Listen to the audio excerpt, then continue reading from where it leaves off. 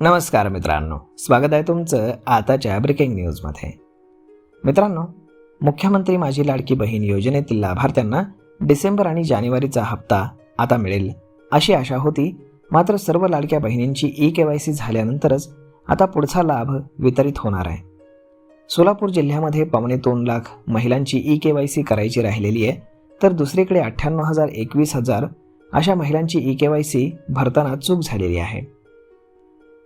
4 चाकी वाहन नसलेल्या 21 ते 65 वर्ष वयापर्यंत असलेल्या कुटुंबाचं वार्षिक उत्पन्न हे 2.5 लाखांपेक्षा कमी असलेल्या महिलाच लाडकी बहीण योजनेचा लाभ घेऊ शकतात। मात्र सोलापूर जिल्ह्यातील 18,500 लाभार्थ्यांचं वय हे योजनेच्या निकषामध्ये बसत नाही, तरी देखील त्यांनी लाभ घेतलेला आहे। ज्यांनी ई-केवायसी करताना सरकारी नोकरदार असल्याचं नमूद केलं, त्यांच्या घरी जाऊन पडताळणी केली जाणार आहे।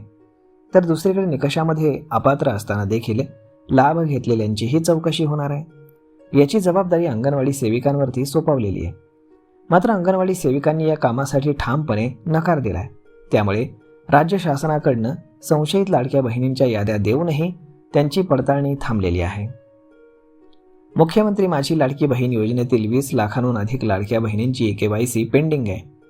त्यामध्येच आता जवळपास 2.25 लाख बहिणी संशयास्पद आहेत। 2 दिवसांपूर्वी महिला आणि बालविकास विभागाच्या वरिष्ठ अधिकाऱ्यांची बैठक पार पडली। त्यामध्ये या महिलांना ई-केवायसी करण्यासाठी आचारसंहिता संपल्यावरती 1 महिन्याची मुदतवाढ देण्याचे ठरलेलं आहे।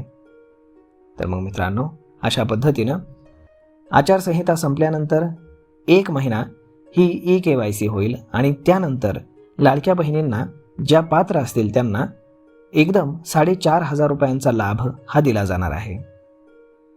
तर मग मित्रांनो, यावरती आपलं मत काय हे तुम्ही आम्हाला कमेंट करून नक्कीच सांगा।